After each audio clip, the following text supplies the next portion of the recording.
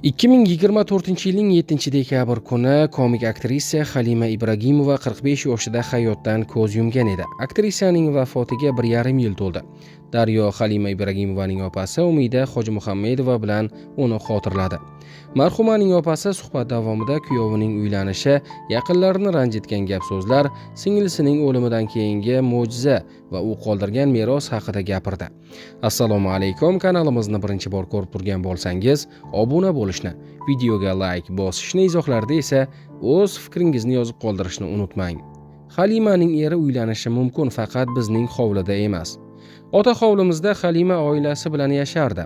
Uy endi bolalariga qoldi. O'sha hovlida endi o'g'li uylanadi. Eri ham o'sha yerda turadi. Hech kim ularni haydab chiqargani yo'q. Kuyovimiz uylanishi masalasiga kelsak, biz uni uylanishini xohladik. Hech birimiz qarshilik qilmadik. Faqat bu hovliga emas dedik. Lekin Jalol, men hali uylanishga tayyor emasman. Er-xotin xohlaganimizdek bolalarimizni o'qishga kiritib, uy-joyli qilmagunimcha bu haqida o'ylamayman. Keyin o'zimni uylashim mumkin dedi. Farzandga ham hech kim onadek bo'lmaydi, to'g'ri.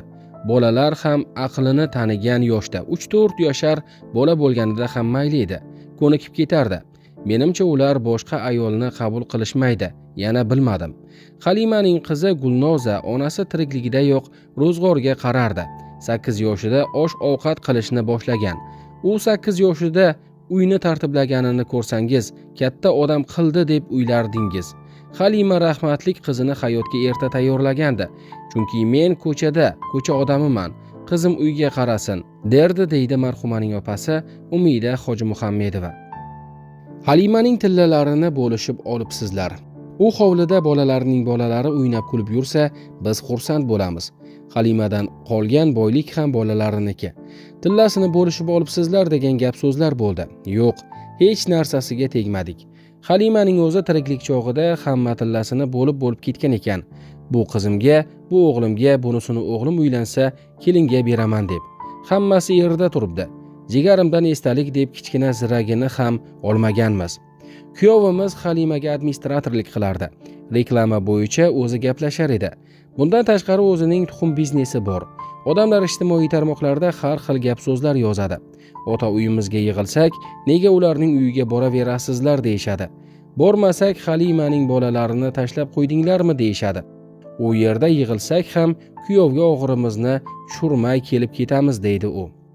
Halimaning vafotidan keyin u bilan yaqin bo'lgan san'atkorlarning munosabati qanchalik o'zgardi. Halima tirik bo'lganida edi ular bilan ko'proq uchrashib turardik, lekin hozir ham qaysi davralarda uchrashib qolsak, salom aligimiz, bir-birimizga iliq munosabatimiz bor. Hayot davom etadi. Baribir hamma o'zining yo'lida ketadi, deydi marhuma san'atkorning opasi. Halima Ibragimova Instagramda faol bo'lgan sahifasida 3,5 million obunachiga ega edi.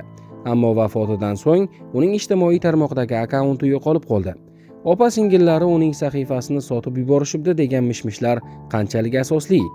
Bunday bo'lmagan. Ma'lum vaqtgacha Halimaning Instagramini singlim Hamida yuritdi, jonli efirlar qildi. Instagramda obunachisi ko'p bo'lgan akkauntlar vaqti bilan yuzini jonli ko'rsatib turishi kerak ekan. Avvaliga Halimaning pasportini tashlashdi. Biroz vaqt o'tib Instagram uning sahifasini bloklab qo'ydi. Blokdan ochtirishdi, yana biroz vaqt yuritishdi, keyin yana blokka tushib qoldi. Sahifasi butunlay o'chib ketdi, lekin akkauntini sotmadik. Shunday tirikchilik qiladigan darajada emasmiz. U akkauntda Halimaning esdalik rasmlari, videolari bor edi. Birinchi marotaba bloklanib qolganidan keyin Hamida singlim rasmlarini fleshkaga o'tkazib qo'ygan ekan, deydi marhumaning opasi Umida Hojimurodova. Singlimning vafotidan so'ng Makkada mo'jiza ro'y berdi. Halimaga umra safariga borish nasib qilmadi. Kasallik bilan kurashayotganida menga tezroq xorijga chiqish pasportini oling, 4 opa-singil umraga borib ibodat qilib kelamiz degan edi. Lekin birga borish nasib qilmadi. Mo'jizani qarangki, Halima vafot etib hali jasadi uyiga kelmagan paytda jiyanim bir taksiga chiqibdi. Taksichi erkak jiyanimga Halimaning qarindoshi ekanidan xabari yo'q holda, singlim, eshitdingizmi? Aktrisa Halima xonim o'tib qolibdi.